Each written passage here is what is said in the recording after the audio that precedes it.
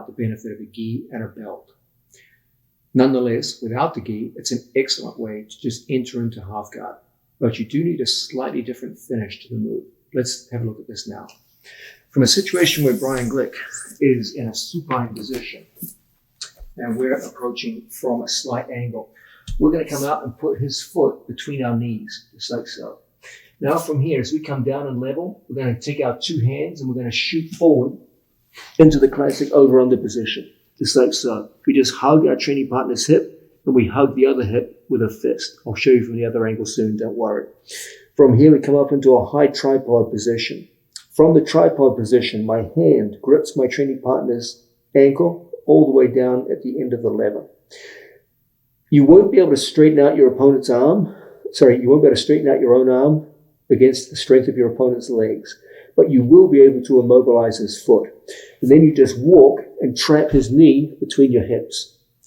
You hug the leg again and you walk everything down to the center line. Now, that was pretty easy, and this is where everything goes wrong for most people. Most people try to convert from the over-under position into a chest-to-chest half guard. Your opponent's frames will be in place, and you're going to find that when you try to come up here, it creates so much space, you'll never put the guy back in guard. You'll never put this guy in the chest-to-chest position. So instead, what we do is we don't release this arm first. We release the other arm. We come through, and we put our hand on top of his elbow. And we sit through towards the legs. And we take this arm out last. And we take a sit-through position. We're not chest-to-chest. From this position, I'm going to walk Brian's hip down to the mat and flatten him out. Then I'm going to put my knee down on the floor. And now we're going to come forward into the classic chest-to-chest position. So once again, we approach our training partner.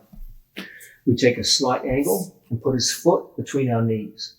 Now from this position, we jump all the way forward and into the classic over-under passing position. Now, I grip my training partner's foot. I walk my body up and I put his knee inside my hip. As he makes a strong and resistant body, I'm going to walk his legs back down to the center line. From this position, if he tries to pull his right leg out, it's very, very difficult. If he tries to bring his knees together, that too is difficult because you're controlling the space inside his knees. Now we take our hand and we go over our training partner's arm and we sit out. Because you sit out, it's very easy to extract this arm. If I did not sit out, but stayed in this position, it's very hard for me to take my arm out, hook my arm with your leg. I can't get my arm out. And now it's easy for him to bring a knee shield in. It's all gone. So what we want to do is take this arm out first and sit out. The sit-out position makes it very easy for us to pommel our arm free. Then we just walk across the body. Once we start walking across the body, that's when we can come back and face our opponent. Okay? Now, there's right ways and wrong ways to do this. What we normally want to do is free the knee of the trap leg first. We won't make it that easy, obviously. From here, we're going to free the knee of the trap leg and put our knee down on the floor. Now, as he goes to correct himself, we take our hand inside. As he puts me back in half guard, you end up in the correct chest-to-chest position. Okay? Now, it's a lot of details. Let's have a look at them from another angle. Starting off, just like so. We move out to an angle, and then from here, we go in and crash into the over-under position. I grip my training partner's ankle. As he tries to bring his right knee up to his chest, we're going to walk and put his knee inside our hip, and then bring everything down like so. I take the lead hand out first. That's the correct one. And I go over his elbow, and I sit out. From the sit-out position, it's relatively easy for us to pommel our arms free. It's not wrong to stay in here for a while. When he tries to thrash around, it's a pretty good controlling position. But at some point, we're going to want to take that arm out and walk across the body to get our knee down to the mat. As he goes to put my knee back in, that's when I take my far side underhook and lock up. And now we find ourselves in the classic chest-to-chest position, half guard top. From another angle, we approach a supine opponent. We get an initial angle, and then from here, we go in and capture our training partner like so. We get a hold of the foot, walk our body up, and capture his knee. Bring everything down to the center line, hold our position. He tries to put us back in guard. It won't be easy. Now we bring our hands across and sit out. We can stay here for a little while to get our base, hand pommels through, and we walk our knee across. He goes to put us back in guard. He does so, but at the cost of chest-to-chest position. Now we're in half guard and ready to pass.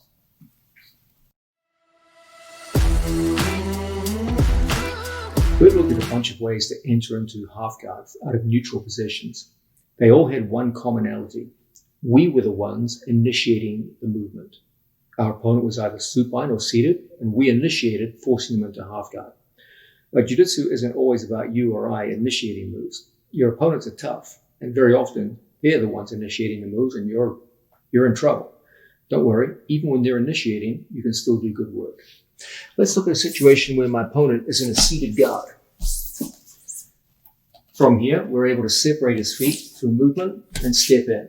But he's good, and he reaches around our leg and starts going into offense from here. There's a real danger now that he can pull us into various forms of leg locks, sweeps. He can come up from here and start wrestling. There's all kinds of things he can do. So what we're going to do from this position is we're going to take our hand right there on our own thigh. So I go from here, basing on my training partner, put my hand on my thigh, and I just straighten out my leg. And as soon as I straighten out my leg, space starts at about as an underhook. Then I take a big step towards my training partner. I bring my chin level down, and I just lock my hands, and I just drive straight forward. Now your opponent has to desperately elbow escape to prevent you from passing. But when he does so, it gives you your favorite position, half guard top. And you guys know what to do from here. You go in and settle into a good passing position. So once again, we have an opponent who's playing a more proactive game. And as we play from down here, he lurches forward and comes in and grabs us by the leg. As he locks up around our leg from here, we start putting our hand on our training partner's shoulders, we straighten out our leg. So if he holds tight, we straighten just enough to get our hand through, just like so. It becomes an underhook. I take a step past his knees, I bring my chin down to his chest, I lock my hands and I drive forward. If he doesn't do anything, I'll pass right from here. So he's got to do something. He's got to stuff my leg back between his legs. But that gives me what I really wanted all along. Half guard top, and we're in the driver's seat. So from another angle, training partner in front of us. We step in, he grabs us by the leg. From here, look how we straighten, and that creates space to put our hand in. We lower our level, lock, and drive our knee forward. If your opponent doesn't react, you're going to pass right from here. So he's got to react. But when he does so, he gives you what you wanted all along. Half guard top with chest-to-chest contact. From another angle, opponent comes out, proactively grips us. Even if he stuck to my leg all the way in, look how we just push and straighten. All I need is the width of my hand. It's not asking for much. And then from this position, we lock. Now from here, we drive forward. He goes to put us back in guard. That's fine. We've got an underhook and half guard chest-to-chest. That's a very practical way to enter into half guard against an opponent who's trying to come